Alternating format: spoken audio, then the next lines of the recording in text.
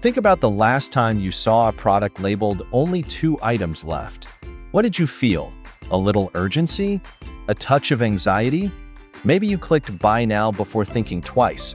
That right there is the scarcity bias, one of the most powerful psychological forces shaping human behavior in markets, marketing, and even in how we value ourselves. Behavioral economists have proven that humans assign higher value to things that appear limited in supply, even when the actual value remains unchanged. And here's the fascinating part. The world's most successful companies, Apple, Tesla, Louis Vuitton, have mastered this bias to create revenue, loyalty, and even legend. The scarcity bias has deep roots in behavioral science. Pioneering researcher Robert Cialdini, in his classic book Influence: The Psychology of Persuasion, described how scarcity triggers loss aversion, our natural fear of missing out on opportunities. When something becomes rare, our brain doesn't just say, "I want that." It says, "If I don't act now, I'll lose something important." Neuroscience shows that scarcity activates the amygdala, the brain's fear center, and the nucleus accumbens, which controls dopamine release. In other words, scarcity literally excites the brain's reward system while igniting its fear of loss. From an evolutionary perspective, our ancestors lived in a world of limited food, water, and safety. Missing an opportunity could mean death. Today, when we see limited edition or offer ends tonight, our ancient survival circuits light up, and we buy, click, or commit before our rational brain catches up. When Apple launched the first iPhone in 2007, stock was strategically limited.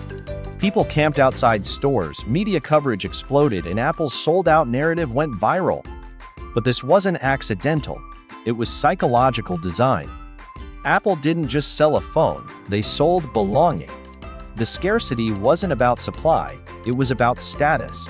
You weren't buying a gadget, you were buying access to an exclusive group of early adopters.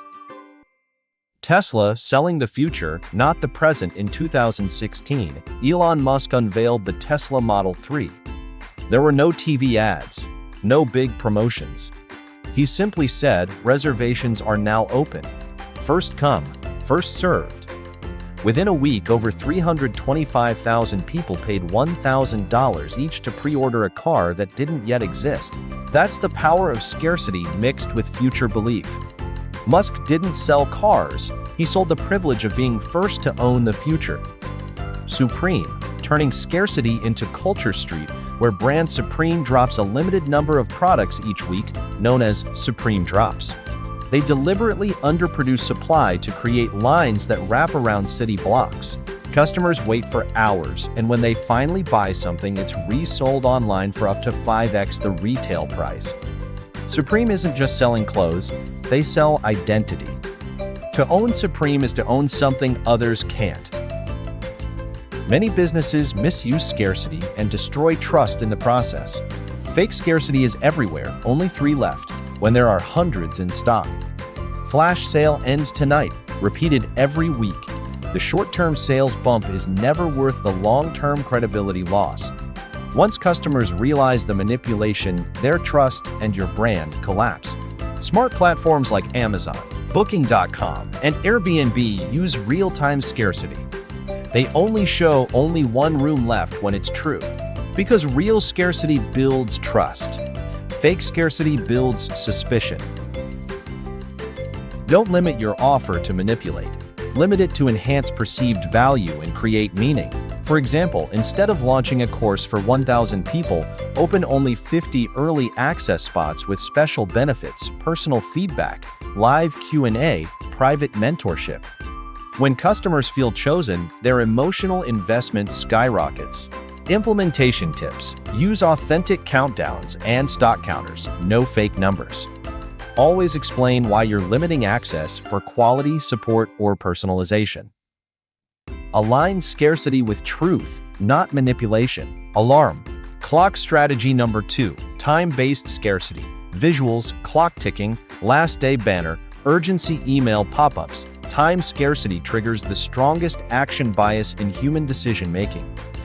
Studies from the UK's Behavioral Insights team show that time-bound offers increase conversions by 2.5x compared to open-ended ones.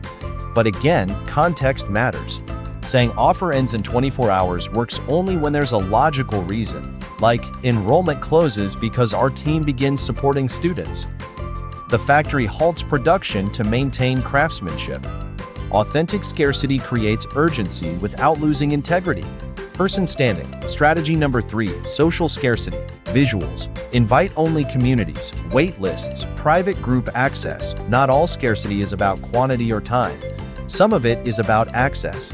Social scarcity is when entry is restricted by invitation or qualification. Think of Clubhouse, LinkedIn's early days, or Binance Launchpad. All were invite-only. This form of scarcity activates the psychology of exclusive belonging, the deep human need to be part of something few can access. Practical ways to apply: create a waitlist for premium customers. Offer early access to loyal users.